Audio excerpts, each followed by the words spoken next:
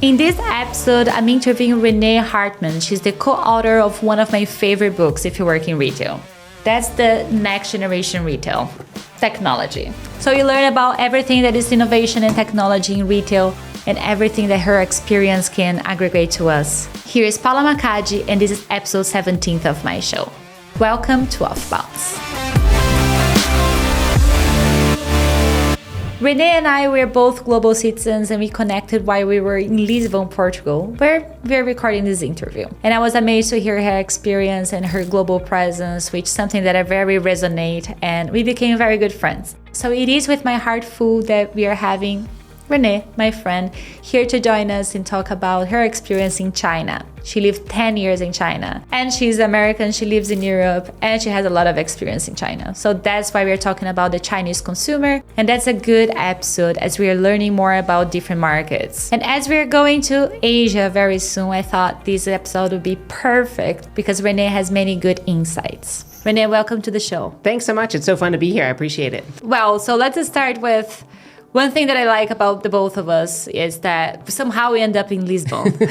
All good people do. I know, but I have experience living in South America, North America, and Europe, and you, North America, Europe, and China. Yes. So we have global experiences, but they're kind of different. How was your trajectory from the US to China? Yeah, I mean, I think it's, for me, it was kind of serendipitous as it came along. It was 1999, and I was working with Ogilvy and Mather at the time. I was running their investor relations department, and we were in San Francisco, and we had the first mainland Chinese company to go public on NASDAQ at the time. So I went over in 1999 to Beijing and started meeting with them to do disclosure training and kind of training for them to go public. And the guy who ran the Ogilvy China office said, "Why don't you move here?" And it just kind of came about. It wasn't something I ever meant to do, but there was so much opportunity and there was so much excitement.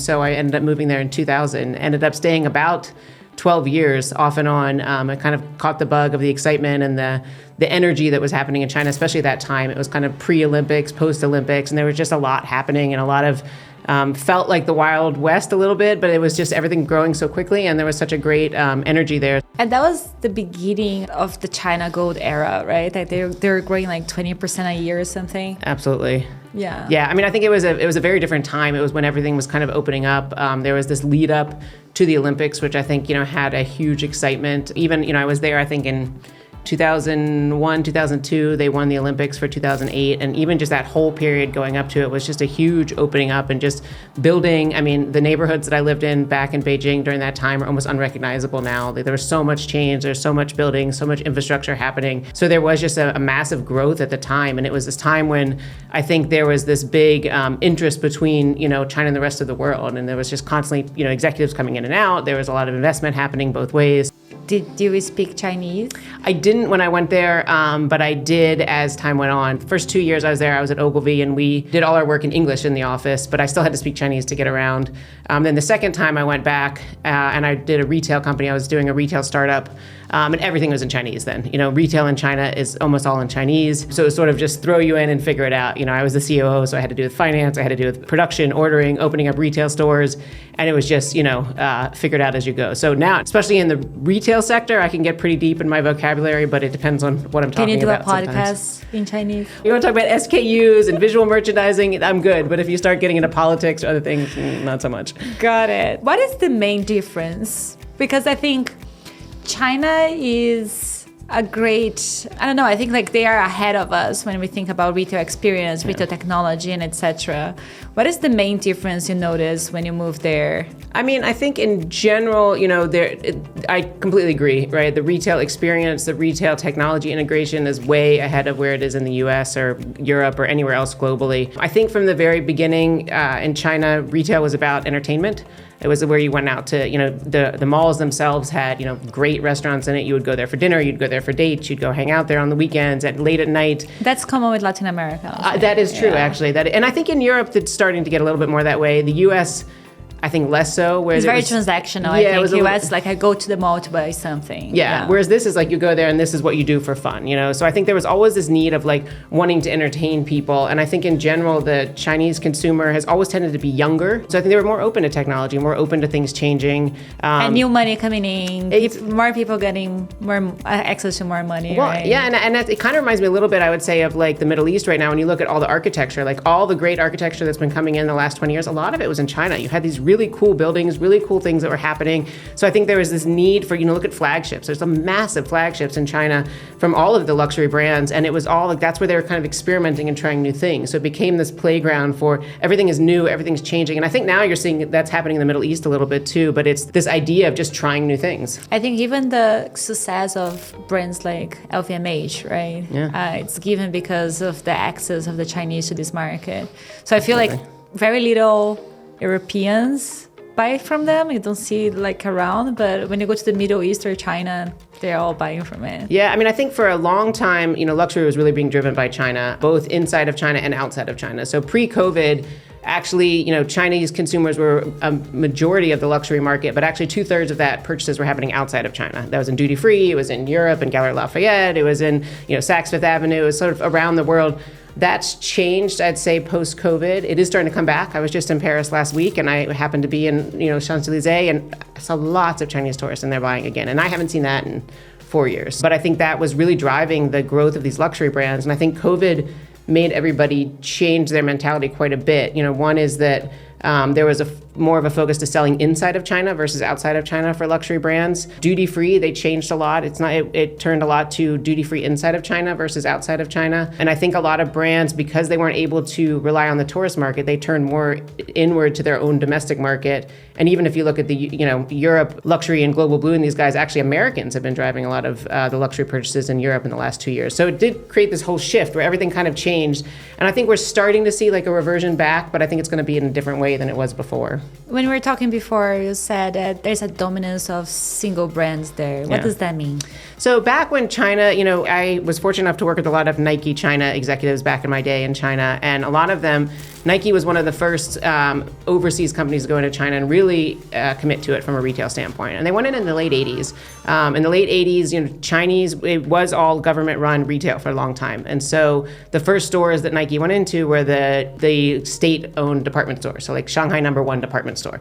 And back then, everything was behind a glass wall. Things were like shrink-wrapped to keep it clean. And they realized pretty quickly that this isn't the best experience of how we want to bring our brand to the market. And so back then, as a foreign brand, you weren't able to go into China and open up your own stores. So they started working in franchise model, which was operator, not quite a franchise. It wasn't legally a franchise, but essentially that idea where they would build out the Nike store. They did all the look and feel. They did all the fixturing design. They did everything. And then they would find local entrepreneurs who would go open up the stores for them.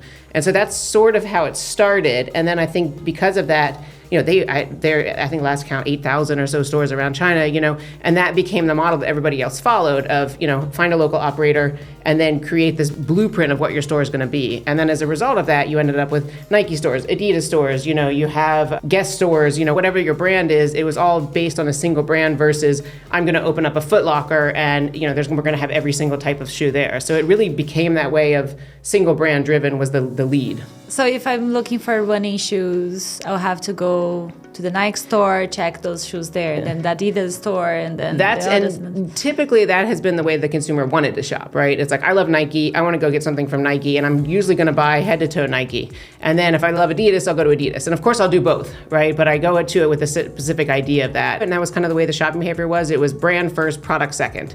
Whereas I think in the West, sometimes it's product first, brand second. You might say, like, I need a belt or I need a running shoe. What is the best running shoes? And then exactly. You select. Yeah. And I think the other thing about Chinese consumers that's different than the West is they do a ton of research. So they've done all that research before they went to the Nike store. It's not like they just walk in and ask for advice. And I think that's why even when you look at like the internet habits of Chinese consumers, even things like live shopping and all that, they want a lot of information because they're very active researchers and very knowledgeable about product. Interesting. So I think the sales associate have little to add to the consumer when they go there. I would say in general, people make their decisions before they get there, and they're not necessarily looking for sales assistant help, which is different than in the West. I think, the reason why I go to a store is because exactly. I want assistance. Yeah. And I think that's one of the reasons why multi-brand department stores haven't done that well in China, because the consumer is not going in looking for a curator. You're not looking for a stylist. You're looking for somebody who is just going to sell you something. It's more of a transactional. You're not looking for that advice. A lot of that's happening online from influencers, but you're not really looking to the store associate. You're not looking to a stylist within the department store to curate your look for you. You're doing it yourself. Very interesting. And how, I don't know, the online consumer there is very huge too, right? Absolutely. I remember when I heard about Alibaba for the first time, AliExpress for the first time, and that's when we got to me. Yeah. I imagine that from there, they were already buying a lot online. Do you think they're like more evolved than the West? I think it's very different. It started out, actually China was a little bit late to e-commerce compared to some of the other markets, and Alibaba and Tmall really created the trust for the Chinese consumer. They started even things like an escrow account. So it was, until you accepted the product that you bought and said this is okay for you, then your money went to the seller. So they created this really big sense of trust, which was key to having the Chinese consumer come online. And even today, like single brand e-commerce.coms don't do that well. Actually, people still go to marketplaces for it. They still go to Alibaba, they still go to JD, they're going to Douyin, they're going to all of these different third-party providers for it because there is that level of trust there. So it is like a fundamentally different way of doing it, but I would say it's very different shopping habits. When it's physical, they don't go to a marketplace. But when it's online, they go to the marketplace. Exactly. And that's kind of what Tmall has always said. They said they're almost like a virtual mall, because what ends up happening, but even in that mall, when you're on Tmall, it's still the Nike store on Tmall. So think about it as a physical mall, and it's still a single brand driven, but you're going to a mall versus just going to, one standalone retail on the street by itself. So it is kind of like, even online, it's sort of almost like a mall framework. Yeah, and my social channels, they really want me to buy from Tmall. I think they're growing a lot. They keep showing to me, Paula, you need this. I know. Honestly, I feel like, I won't buy it. I know my daughter's 13, and her and all her friends are buying it, even in Portugal, in the US, no matter where. So I think that Temu is one of those examples. Temu and Shein still are probably the only two Chinese brands that have really made it out in a mainstream way, where you're seeing, young kids who are interested in buying it, and they are kind of openly Chinese in the way that they're presenting themselves as a brand. They're coming out as a Chinese brand. They're doing Super Bowl ads. They're doing all kinds of stuff, and I think those are where you're really seeing just the Chinese sort of rebranding. It's like rebranding. Yeah. And I think what what China is generally pretty good at is merchandising, right, and figuring out what people want. And I think what Temu and Shein have figured out is they know what people want. Like my 13-year-old daughter and her friends, like no matter what weird thing they're into, the example I always give is my daughter on Shein, one time they had a chicken nugget necklace. It's like, whoever comes up with a chicken nugget necklace? Like, why would anyone ever make that? And she saw it, she's like, oh my God, I love chicken nuggets. Like, I have to get that. Me and all my friends love this. And so she bought a chicken nugget necklace, and it was like $3. It was not, but you know what? She was so happy. And it's like, who else would have thought that? But they knew it wasn't an accident. Like, they knew this is what 13-year-old girls are into, and they're just able to make what people want. And I think that is something that when you look at traditional retail, when you're planning out 12 months out, 18 months out in these cycles, you can't be that fast. And funny because they put 5,000 or 10,000 new items every week or something. Absolutely, yeah, it's crazy. And in theory, I don't know, I can't prove it all, but in theory, a lot of them are only made at, sometimes they're saying you're only making one of them, or they're making limited quantities of them. So I think the other thing that's changed post-COVID is it used to be Chinese factories always wanted huge runs of everything. Like, even I was a manufacturer there before, and it was really difficult to make limited edition runs. They all wanted huge runs. And I think now the factories are changing because the demand is not quite as high as it used to be. So they are being more, I think, dynamic in the way they're making things. And I think some of these Chinese brands are tapping into that flexibility and being able to have this really fast turnaround that somebody like Zara and H&M have been doing forever. They really are doing it quite quickly, and it's making a huge impact. And in theory, that could be helping sustainability, although it is fast fashion still. But if you're not wasting as much and you're not making a lot that's sitting in inventory, it is in general good for the environment. That's an interesting perspective that I never had. We tend to see Shein as like the enemy of sustainability. Yeah. And now H&M is going to the same way. Like, no, we're going to become faster fashion. Yeah, so yeah. We'll see. I think there's two pieces of it. One is the durability of the fashion, which is where you see somebody like a Patagonia, these guys that are really doubling down on, fixing, reusing, not needing to buy new things. Fast fashion obviously is the opposite of that. It's like disposable fashion. But I think the sense that you could make less waste in general, like think how much money is wasted in excess inventory, moving inventory around, all the energy that goes into that. If you really had an ability to make what people want and give it to them where they want, when they want it. And the other thing about Shein is it's not sitting in a distribution center. It's all direct to consumer via cross-border e-commerce. So you are taking out a lot of steps in the chain that does create a lot of waste. One thing that I learned last week when I was in Brazil is that in Brazil is huge. Shein is huge. Yeah. 55% of what they sell come from local businesses. Oh, that's fascinating. That makes sense, right? though. It makes sense, I had no idea. I thought it was all produced in China, and they'll make it somehow to arrive in your house for $3. But I think that goes to show you the real kind of, let's say the competitive advantage is not necessarily the manufacturing. It's the consumer end of things, which is very different. Like everybody always thinks of Chinese companies as being good at manufacturing, but not at the front end. But I think this kind of flips it the other way, that maybe manufacturing is not the main thing. It's just more about knowing the customer. They know the customer. They know what the customer will want. Yeah. And you'll never imagine that a chicken nugget glass will be the thing.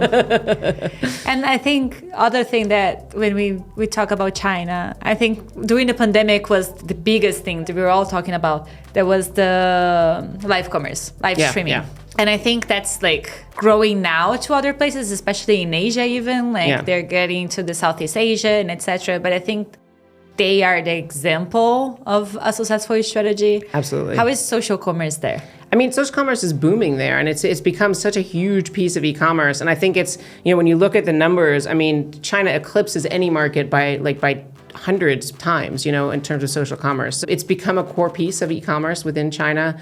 You see brands, some of them are live streaming 12 hours a day. Some of them are even going 24 hours a day, because now that you have virtual live stream hosts, right? You have and so you can actually have an AI doing your live stream. You don't even need somebody doing it all the time. So they're hosting all the time. And so the amount of just energy and effort, every brand has their own studio now. They all have their own live stream hosts. It is a core piece of your e-commerce strategy. You really can't have e-commerce without having a live stream strategy in China. That's fascinating.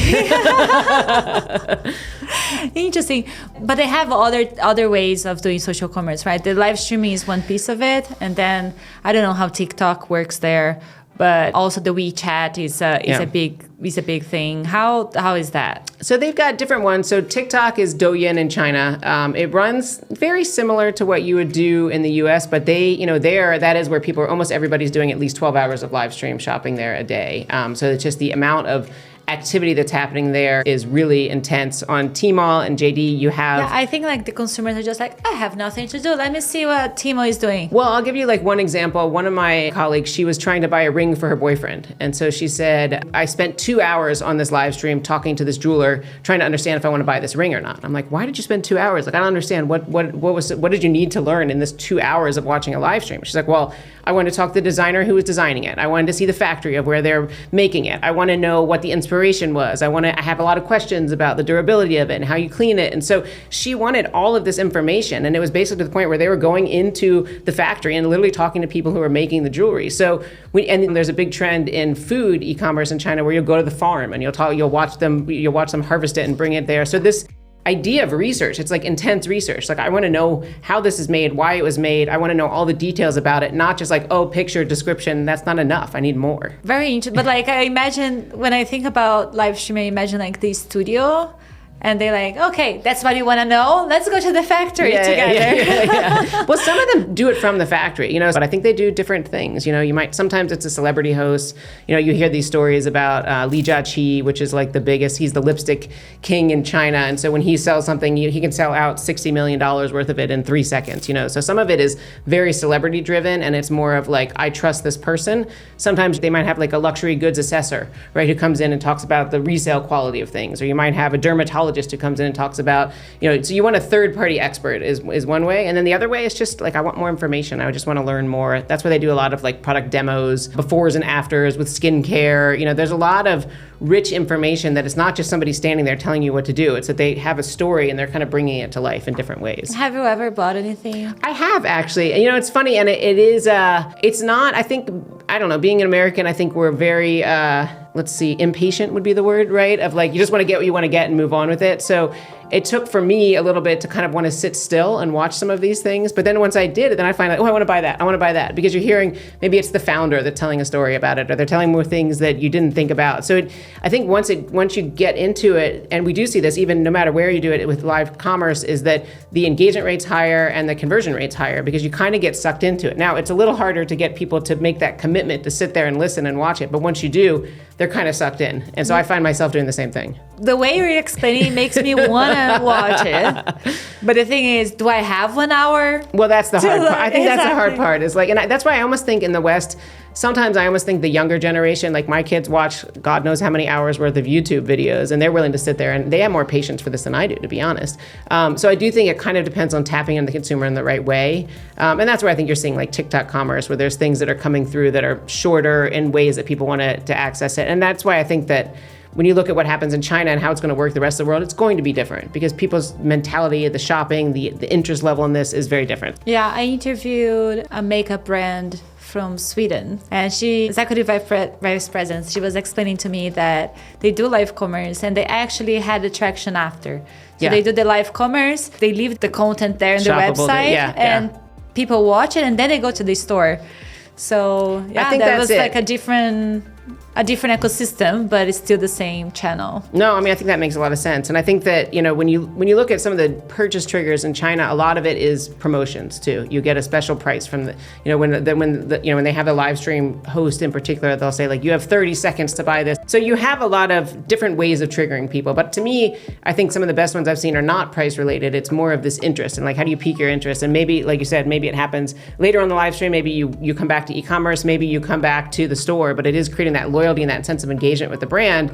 I think we've also seen studies that returns are lower, right? If you've bought from live commerce as well, because you've taken the time to get to know the product a little bit. I think the types of products it changes too, like the ways of engaging. Maybe it's furniture, maybe it's like streetwear does really well, and like limited edition items. Those things that have a real story to them, I think, tend to lend themselves better like to jewelry, it. which is an investment that is expensive. Absolutely. I guess wine would be something I'll be interested in understanding more about the wine if I'm buying a gift or anything. And I think the other one is education, right? So I was talking to somebody who runs a chain of liquor stores, right? And so they were saying, they have actually a lot of their store managers have their own Instagram account, and they make drinks. Like every Friday they'll do a special drink, and they'll talk about it. But like, why not have that on live commerce where you can bring all the ingredients together? And it's like, oh no, I don't want to make a martini, I want to make a Negroni. And then you put everything together. So this idea of educating people and bringing things together, cooking is a great example where you're creating these baskets where you're making it easy for people, right? So how do you make it easier for them so it's one click and you get everything? So I think it's like putting these things together in different ways is sort of where I see the future of live commerce going. So do you think it's easy for a brand from the West to go to China and reach these consumers? It's getting harder and harder, I would say. Like 15 years ago, it was easier. Today, it's tough. It's expensive to get in there. We talked a little bit about the single brand versus multi-brand.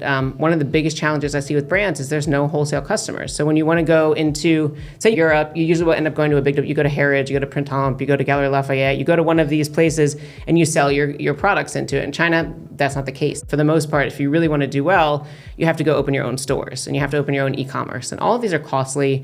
They're risky. The market is, and you have to understand a lot of the market. You've got to have the assistance. Yeah, and it's also very crowded, so it's expensive to stand out. People are spending a lot of money in the market, so it's not like an easy, I'm going to go and just like dip my toe in the water and find out if it works. I think one of the challenges for brands is they don't really make a commitment and spend some money to get in there, and also know that they have existing demand. They cannot do it in the American way. It's hard. I mean, it's really hard. Unless you have something really special or unique that just fits with what's happening at the time, then yes, it can work. But otherwise, it's really challenging. Because it is a market that's already very developed. Maybe it is. In Asia, you can go to other markets that are developing now and still make it in time. Yeah, I think China is, the days of just going in 15 years ago, 20 years ago, and just getting lucky and doing really well doesn't exist anymore. But I do think there's that happening in other markets for sure. There's definitely pockets of opportunity in Asia in general. And I think, things like cross-border makes it a lot easier, cross-border e-commerce. So there are ways to, if you can seed the demand or find those pockets of demand, to be able to get product is a lot faster than it used to be. And even you look at like Shein and these guys, cross-border e-commerce is really a great tool that I think people are becoming more and more used to now. Absolutely. And I was just in Brazil, and I was very fascinated by WhatsApp and WhatsApp can do in commerce. And I remember when we were talking about eventually going to China in 2024, which can still happen. I hope so. We were discussing that if you don't have a Chinese account, it's very hard to go around. And everything is WeChat. How is the commerce on WeChat? That's something I'm very interested in. About 1.2 billion users have WeChat. So essentially everybody, doesn't matter if you're old, young, everybody uses WeChat. And I think the other thing that you've seen in China is almost nobody uses cash anymore. It's become almost a cashless society. Living in China, you really can't get around without some kind of mobile payment. Even during COVID, you can have people that they were using their health codes for that. So even to get into places, you had to use WeChat. You can use it for your ID card can be on it. You can use it for doctor's appointments, whatever. Your whole life is basically on this. So they call it like an operating system for your life. WhatsApp is probably the closest outside of China, but it's still more communication tool than like operating system for your life. I think on commerce on WeChat, what makes it very different is it's a very closed system. So like for instance, if you post something on WeChat on your social feed and I'm not friends with you, I can't see it. And even if somebody else reposted it, I'm never able to see it. So it's a very closed loop process. So there is some great commerce that happens on WeChat. You can do your own single brand store on that, which is probably the closest to a .com, but it is hard to drive followers and to drive traffic to it unless you have this groundswell of people who really want your brand. And you wrote this book that I love. I even have some notes. I know, I'm impressed. You have little stickies and everything. Yeah, that's actually a very good book. I really recommend it. And that's exactly what I talk about. So that's awesome. It was great. Thanks for taking the time I'm to so write glad to hear that. And I saw a lot of trends and a lot of technologies that I love. Which are the ones that you saw there they still haven't gotten to us that you see coming in the future? I mean, I think social commerce is one of those, just to kind of, I think it's been one that's been trying to come for a while into the West and hasn't quite figured out the right mentality of it. So I think like social commerce, influencer commerce are things that are sort of changing and percolating, but I haven't seen them exactly pan out yet. I think it's coming, but it's still kind of going through. One thing that was not in the book as much because we published it in 2022 is Gen AI, right? So I think that's probably the biggest trend that's come up that actually shaped all the others. Yeah, exactly. Loyalty, yeah, and like now we have we talked about machine learning, we talked about AI, but not Gen AI, right? That's completely new since the book came out. The other one that's we talked quite a bit about in the book is Metaverse, right? And Metaverse has been a bit of a at the time was the darling, and now it's kind of like you don't even want to say the word anymore. So I think that's one that's changed, as you watch these cycles go up and down, probably too positive than too negative, and maybe it hasn't quite found its way in the middle yet. Yeah, I did an episode about Apple Vision Pro. And, I saw that one. And I think the Metaverse can be reframed. It needs a rebrand for sure. Yeah, but I'm not so bearish about it. I think there's still a place to it. I agree. I think it needs a rebrand for sure because I have 2 teenage kids, and if I say the word Metaverse, they're like, "Mom, no, don't say that. Please never say that word again." A lot of brands, they just I don't know, they bought land in the Metaverse. They didn't, and it was more a clickbait or PR opportunity than actually a plan with a strategy. So I think that we failed. And some of them did get good PR for it, and I think they're but the way that even the way you think about NFTs now has changed completely since back then. I did talk to one brand that had done a lot in the Metaverse, and one of the things that they said was really interesting is they said when we went to the Metaverse, we got a lot of people who were not our clients at all, like a totally different type of person. And then we basically wanted to bring it back to our clients, and we had to almost bring it back to 2.0 and bring it to Instagram filters. And so I do think it becomes this sandbox for creativity where people are coming up with some pretty cool things that maybe if you take it out of the Metaverse, it's just hard to apply it to everybody. It's such a niche group of people still who are interested. Yeah, the same way we talk about Metaverse. Anytime that I'm probably going to be canceled for saying that. Anything that I hear about blockchain, NFT, I'm like, oh my God, please don't. It's hard, yeah. But then I was in a conference last week and they were talking about tokenization of payments and to make it more secure. And then it was a whole other blockchain conversation for me. I think just the word. I think that's it. Some of these just get overhyped. And I think, AI, Gen AI has a little bit of that same. I was talking to a company who's been doing AI for 10 years, and they said, we don't even say the words AI anymore because it's so overhyped that now we just feel like everybody says they have AI. So what do you really mean by that anymore? And what does that actually entail? So I do think these words that get overused like that, you do run the risk of it's great when they're on the way up, and then when they're on the way down, now you're saddled with this word that doesn't necessarily have the same connotation, And now that we're here in Europe, we both have the American experience, you more than on me. What are the key differences you notice between the US and Europe? Yeah. I mean, I think one of the things in retail that I've seen that I think is happening more in Europe is autonomous retail, right? This sort of, I've been to a lot of stores that are autonomous. I think vending machines are just much better here. So I think it's partially just this, I think, openness to the new technology. And then part of it is, I think, some of the labor market, restrictions make it so that people are more interested in having autonomous retail. And then I think, obviously, there's things like GDPR, regulations. I think there's more of from a consumer standpoint, there's more interest in sustainability in Europe than in the US, I would say, which I think is a combination of that consumer interest plus the regulations is pushing sustainability a lot further in Europe than I would say I've seen elsewhere. So I think those are some of the main things I see. What do you see? I think store experience is way better in Europe. Interesting. Yeah. Yeah, I don't know. I don't know. Like there's Target that is phenomenal and etc. But I feel the stores here have more story to tell, and I think there is like very transactional. I think payment, for some reason, here is a lot more evolved than that's always been the way. I think that just the ability to pay much easier, the Apple Pay, chip cards, whatever, it's so much easier. Even like in London, when you can go on the subway and you can just put your QR code there for Apple Pay. Now in New York, you can do it. Yeah, that's true, actually. That is exciting. Even in Lisbon, you can do it. So I think it is changing that way. But I think, and you think about Europe, like a lot of the brands that are here, it's one of the reasons they do really well in China is heritage, right? Like all these brands have hundreds of years of heritage, and they lean into that really deeply, and that is kind of one of the big selling factors of the brands, especially luxury. When you think about how you tell those stories and how you bring that to life is super important. That's like the main value of the brand, and I think that's one thing when think about how brands enter China, they play heritage big. It's really important where they're from. It's really important who their founder is, all these stories that are there, because that's something you can't manufacture. That's the whole thing, right? And you can't make that up. Like that's not something you can just start a brand and have hundreds of years of heritage. So I do think Europe knows that, and the brands are quite good at that.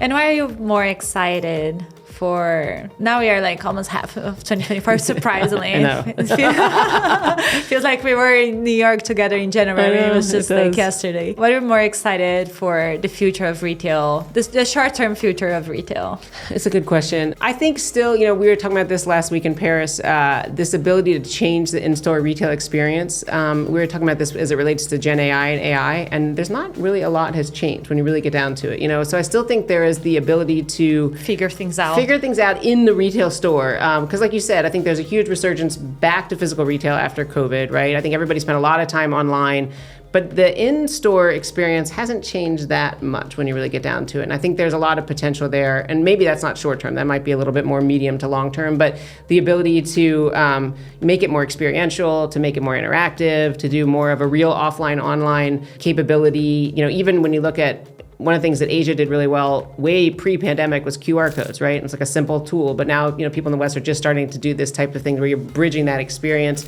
People like IKEA, I think, have done a really good job of using your app when you're in the store. So I think the in-store experience is where I'm most excited to see something new. What is your favorite store in Europe? Let's go from regions. That's really difficult. Wow, I was not prepared for that one.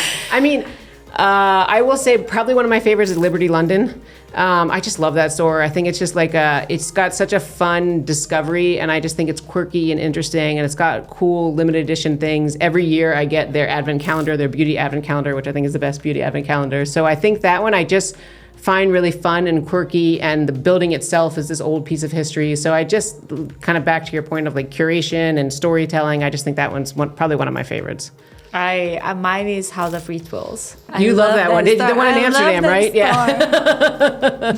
Yeah, but I'm flying to London tomorrow. I would check out Liberty London. Yeah, it's a fun one. For sure. Anything else would you like to say to our audience? One of the things that's really interesting, and it's something that I know you and I share a passion for, is like how these different areas of the world are kind of creating these new retail ideas and experiences, and you're able to do things in one location that maybe you can't do in other ones. So for instance, like in Asia, especially in China, data privacy, that's completely irrelevant, right? So you can have facial scans, you can do all kinds of things. Now, there are concerns about that, but it also unlocks a lot of really cool opportunities, right? And then when you look at Europe, you can get everything personalized. Everything's personalized. You can do it online. You get there and somebody will just hand it to you. Hi, Paula, here's your personalized lipstick. And you don't even have to talk to anybody. It just comes up, right? So I think that's a bit creepy, but so that's the from thing. Here, yeah, so it's like that's one extreme, right? And then the other extreme is Europe, where you're not able to do any of that type of stuff. And it creates, I've talked to some VCs that'll say like, I don't want to invest in European startups because of all these like restrictions and rules that they have. But sometimes that and now restrictions for AI. And yeah, exactly. But you know what? Sometimes that creates really cool innovation by having those restrictions, right? So I think this ability of you have to work around. Yeah. Exactly. And then the US, you have a different set of areas. So I think by putting them all together, you can start to see like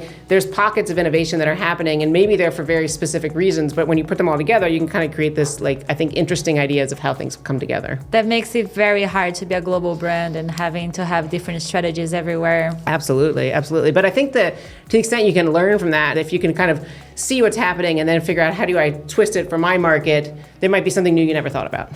That's true. So when we're going to China this year? It's still TBD. You'll be there soon. You'll be in Singapore soon. I'll be in Singapore soon, but I want to go to China with someone like you. All right, so we have to go together. China. We gotta go together. That'll be our plan then. Exactly. Perfect. Thank you so much, Renee, Thanks for taking the time. Yeah, thanks so much. I hope you enjoyed this interview. Renee is awesome, and you can find her on LinkedIn. I'm putting the link here in the show notes as well. And if you have any suggestions and ideas or want to participate, please send me a message to ideas@offbounds.tv. See you next Tuesday.